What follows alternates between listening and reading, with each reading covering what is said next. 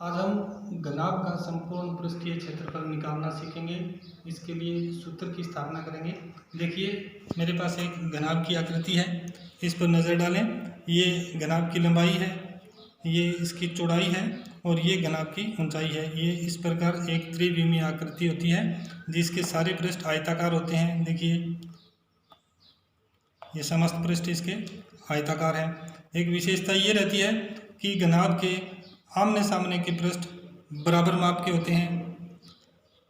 उसी प्रकार इस पृष्ठ के बराबर ये पृष्ठ होता है और इस पृष्ठ के बराबर इसके सामने का ये पृष्ठ होता है, जो एक ही रंग से आपको दिखाए हुए हैं। अब हम इन सभी पृष्ठों का अलग अलग क्षेत्रफल निकालेंगे और उनका क्षेत्रफल निकाल के सभी पृष्ठों के क्षेत्रफल का जोड़ करेंगे।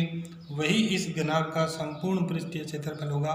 इसके लिए क्या करें, देखिए, सबसे पहले हम इस आयत का क्षेत्रफल निकालते हैं। और आयत का क्षेत्रफल आप जानते हैं कि लंबाई गुणा चौड़ाई होता है। ये आयत की लंबाई है और ये इसकी चौड़ाई है। हमें माप घनाभ की लंबाई और चौड़ाई और ऊंचाई की करनी है, इसलिए हम ये कहेंगे कि ये घनाभ की लंबाई, ये घनाभ की चौड़ाई।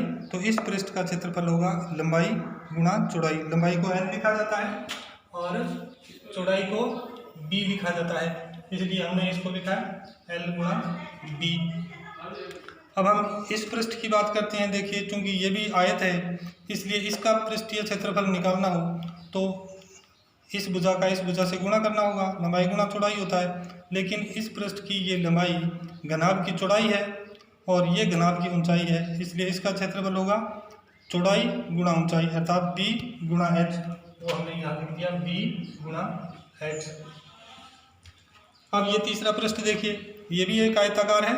इसका क्षेत्रफल निकालने के लिए हमें इस पृष्ठ की इस भुजा का इस भुजा से गुणा करना है और ये भुजा घनाभ की लंबाई है और ये भुजा घनाभ की ऊंचाई है, इसलिए इसका क्षेत्रफल होगा लंबाई गुणा ऊंचाई। इस प्रकार लंबाई l होती है, ऊंचाई h होती है। अब जैसा मैंने पहले ही बताया था कि इसकी समस्त पृष्ठ अपने सामने के पृष्ठ के बराबर माप का होता है, इसलिए हमने यहाँ पर तीन पृष्ठों का क्षेत्रफल लिखा है। इनके जोड़ को 2 से गुणा करेंगे। 2 से गुणा इसलिए करते हैं कि हर एक पृष्ठ अपने समान दूसरा पृष्ठ भी रखता है, इसलिए एक समान के 2-2 पृष्ठ हैं, इसलिए 3 पृष्ठों का क्षेत्रफल निकाल करके 2 से गुणा करते हैं। वही घनाभ का संपूर्ण पृष्ठीय क्षेत्रफल होता है, जिसे हम l गुणा b, l भी होता है। b को h से गुणा करें तो bh लिखा जाता है और l को h से गुणा करें तो lh लिखा जाता है, इसे हम hl भी लिख सकते हैं। याद रखने में आसान रहेगा, इसलिए हम इसे LH लिख देते हैं। यह घनाभ के संपूर्ण पृष्ठीय क्षेत्रफल का सूत्र हुआ। घनाभ का संपूर्ण पृष्ठीय क्षेत्रफल बराबर 2 गुणा LB plus BH plus HL। इस प्रकार हम घनाभ का पृष्ठीय क्षेत्रफल निकाल सकते हैं।